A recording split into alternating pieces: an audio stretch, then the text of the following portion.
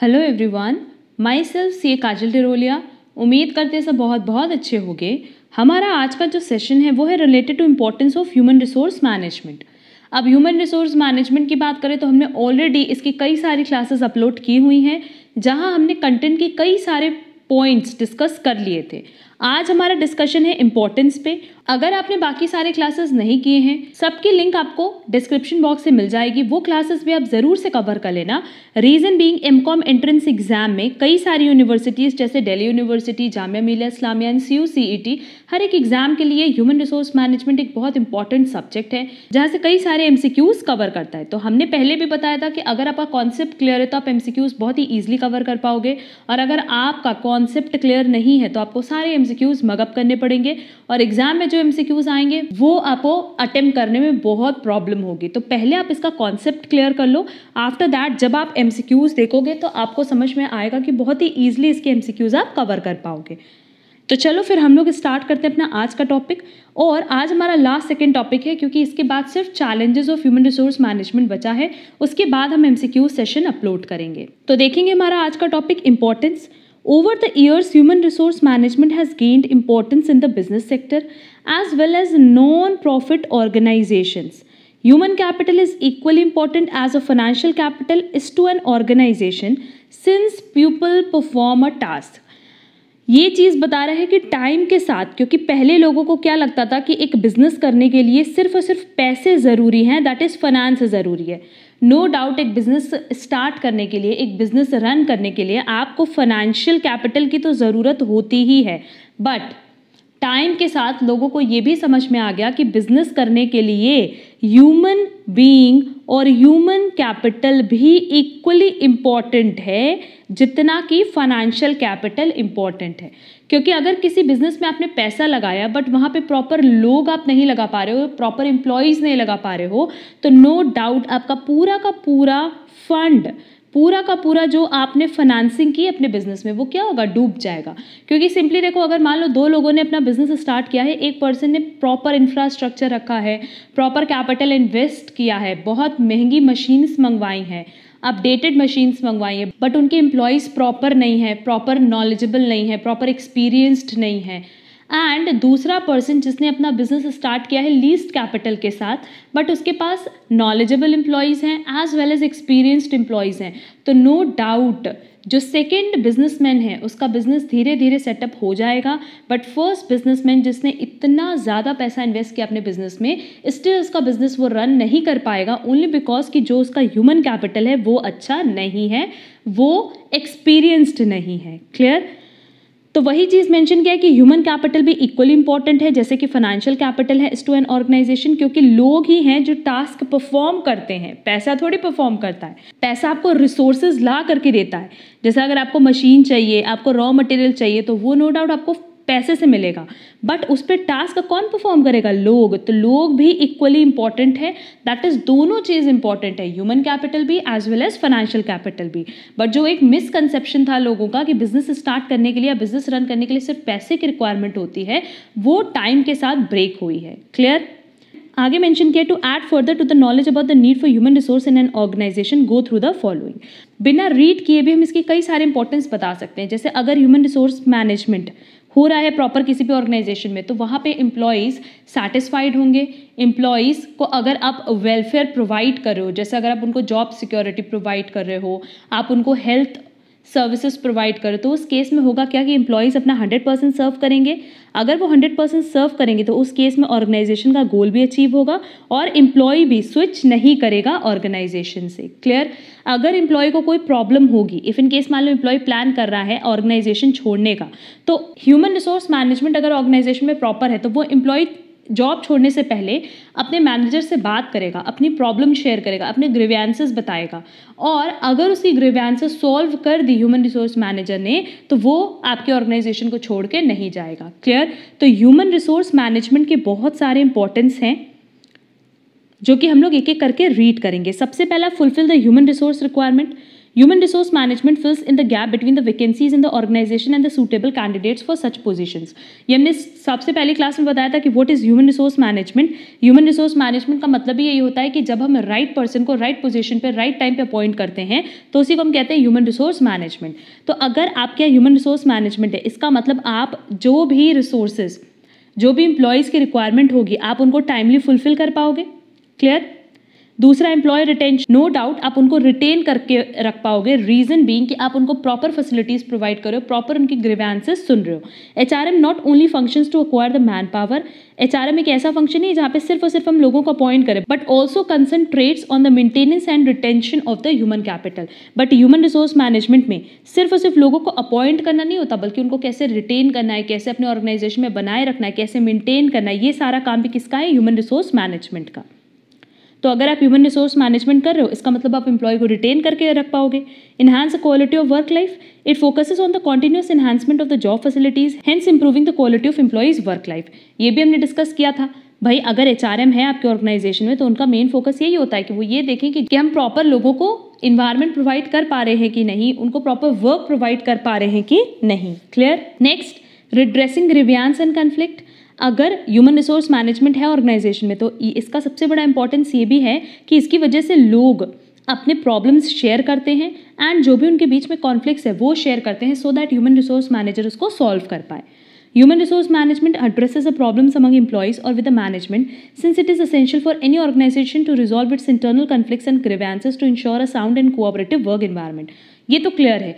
अगर internally organisation में conflicts हैं, इश्यूज हैं, तो क्या ऑर्गेनाइजेशन कभी भी अपना गोल टाइमली अचीव कर पाएगा? नहीं. तो अगर उसको गोल अचीव करना है तो जो भी इंटरनल प्रॉब्लम्स हैं, इंटरनल कॉन्फ्लिक्ट्स हैं, इंटरनल ग्रीवेंसेस हैं, वो ह्यूमन रिसोर्स मैनेजमेंट को सॉल्व करनी पड़ती है. क्लियर.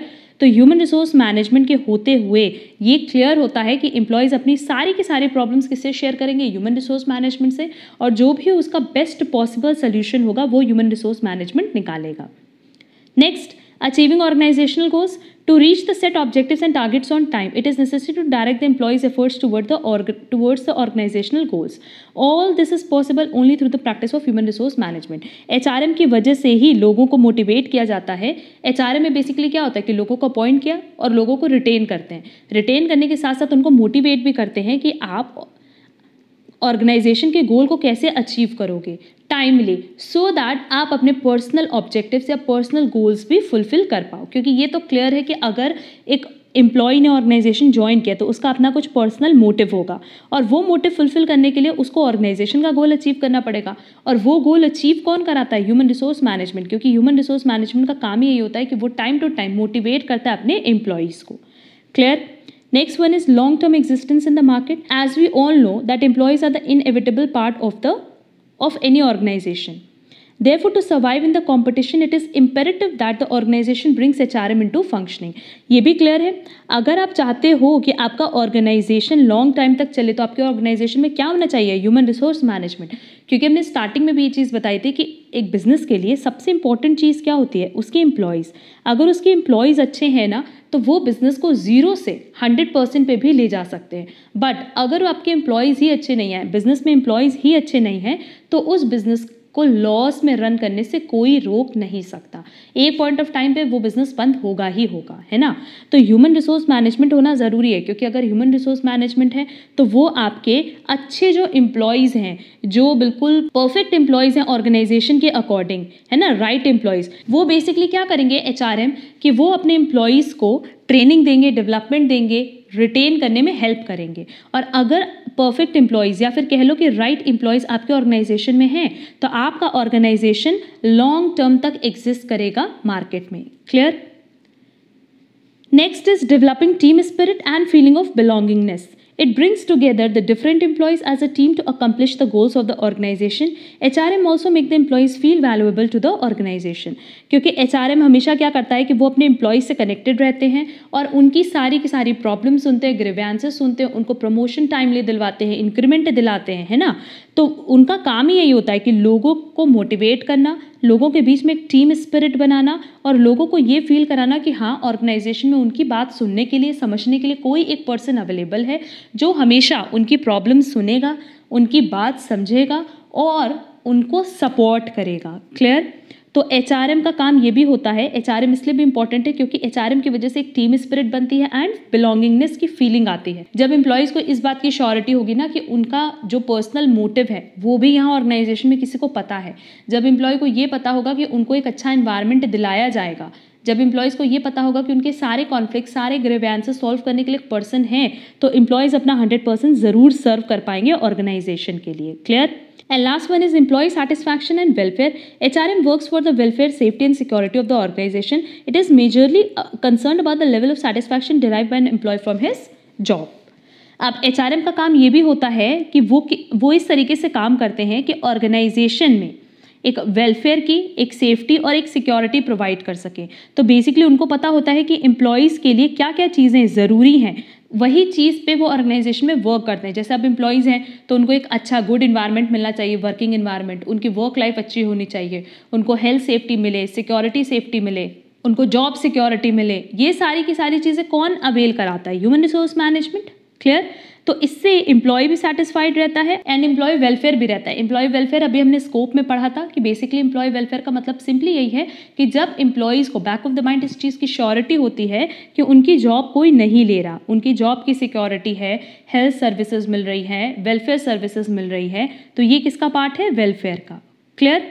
तो ओवरऑल जो इम्पोर्टेंस हमने देखी वो क्या कहती है कि सबसे पहले ह्यूमन रिसोर्स रिक्वायरमेंट कि सही पर्सन को सही टाइम पे अपॉइंट करना, ये काम होता है, ये इंपॉर्टेंस है ह्यूमन रिसोर्स मैनेजमेंट की। दूसरा, सिर्फ उनको अपॉइंट करना ही नहीं बल्कि उनको रिटेन करना भी, ये भी इंपॉर्टेंस है किसका? ह्यूमन रिसोर्स मैनेजमेंट का। एक क्वालिटी ऑफ वर्क लाइफ, एक अच्छा काम या वर्क लाइफ कौन बनाता है? क्वालिटी वर्क लाइफ, वो भी HRM करता है। क्यों? क्योंकि HRM उनको time to time training and development provide कराते हैं। HRM की एक और सबसे बड़ी इंपॉर्टेंस है कि वो टाइमली ग्रीवेंसेस को समझते हैं और कॉन्फ्लिक्ट्स को रिजॉल्व कराते हैं।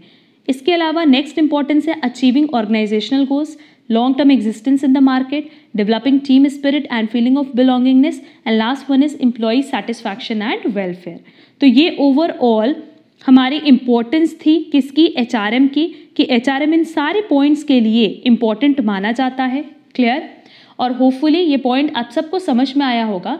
तो ये बहुत सिंपल पॉइंट्स थे जो मेरे पढ़ाने के बाद एक बार सिर्फ आपको रीड कर लेने हैं सो दैट आपको पॉइंट्स रिटेन हो जाएं। अब आपको लगेगा कि हमारे MCOM एग्जाम्स के लिए तो सिर्फ और सिर्फ ये हेडिंग इंपॉर्टेंट है। नहीं, हेडिंग के साथ साथ कंटेंट भी इक्वल इंपॉर्टेंट है क्योंकि कंटेंट के बेसिस पे कई सारे MCQs बनते हैं एग्जाम में। बट अगर आपको कंटेंट का मतलब नहीं समझ में आया तो आप कभी भी वो MCQs प्रॉपर अटेम्प्ट नहीं कर पाओगे। क्लियर? तो सारे नोट्स की PDF हम आपको टेलीग्राम चैनल पे इसीलिए प्रोवाइड कर रहे हैं क्योंकि सिर्फ एक बार ये लेक्चर देखने से नहीं होगा, इस लेक्चर को सुनने के साथ ही साथ आप एक बार इसको रिवाइज भी कर लोगे तो आपको बेनिफिट ये होगा कि आप इस पॉइंट को कभी भी भूलोगे नहीं, आप HRM टॉपिक को कभी भूलोगे नहीं और उससे रिलेटेड जितने भी MCQs एग्जाम में आते हैं ना बहुत ही ईजिली उसको कवर कर पाओगे। क्लियर? तो उम्मीद करते हैं आपको आज का हमारा टॉपिक समझ आया होगा। अगर आप हमारे चैनल पे नए हो तो आप हमारा चैनल सब्सक्राइब ज़रूर कर देना सो दैट आपको आगे की क्लासेस के नोटिफिकेशन मिल जाएं। और अगर आपको हमारा आज का क्लास पसंद आया है तो आप वीडियो को लाइक ज़रूर करना, साथ ही साथ आप कमेंट भी करना एंड अपने फ्रेंड्स के साथ हमारा वीडियो शेयर भी करना। अगर आपको आज की क्लास में कहीं कोई डाउट हो तो आप कॉमेंट बॉक्स में कॉमेंट करके पूछ सकते हैं। मिलेंगे नेक्स्ट क्लास में। आज के लिए बस इतना। Thank you so much.